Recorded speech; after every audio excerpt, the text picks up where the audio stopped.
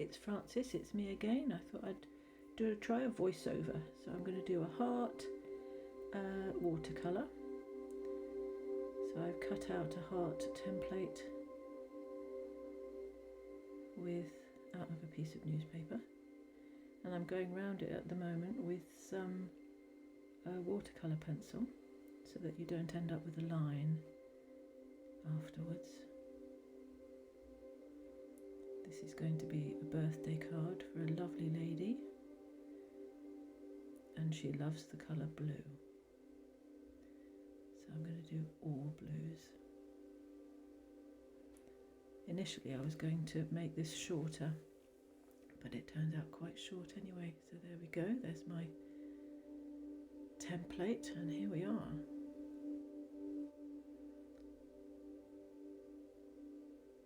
So I was just checking to see if the pencil had the name of it on it. So these are great. They're fairly cheap watercolours, I think, from W.H. Smith, but they work really well.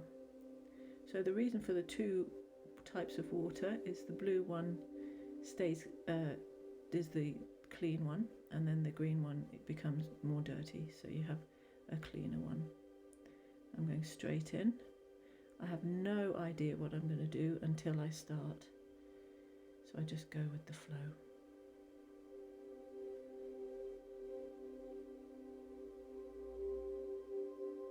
So adding more water obviously will bring the paint out into the heart.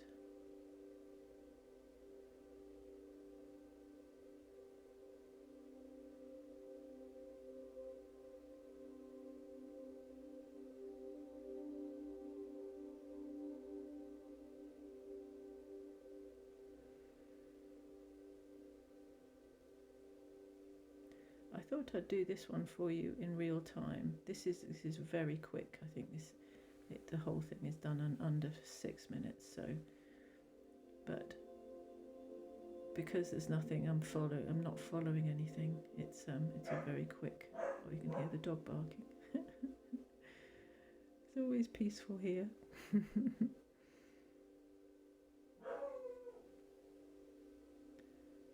I'll get him up in a minute.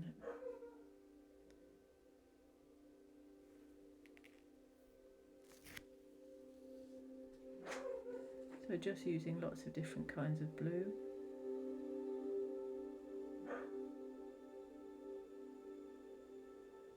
He was sleeping. It's typical, really. Not quite so relaxing.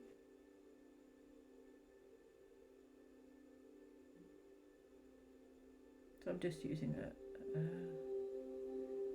quite a soft brush for this part. And just adding colour where it feels like it wants to go.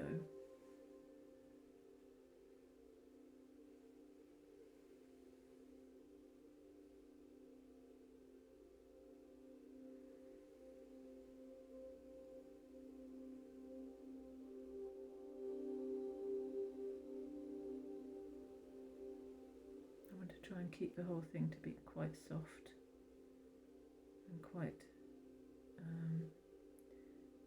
so there's my flicking brush. I call it it's a much stronger brush, and I just flick away. This is my favourite part.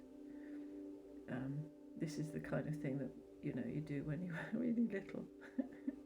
Lots of flicking. But I've seen that down the bottom there, it was a bit too harsh, that line, so reorganise that down there a bit.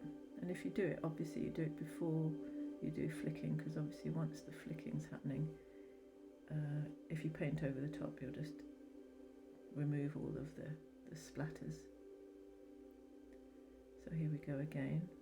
And again, here I'm splattering with all of the different colours that I've used. And I like to go over the lines with the splatters to fill the rest of the space, really. And because it's still wet, the splatters will fade into the painting, and it could be that later on I might add a few more when it's dry.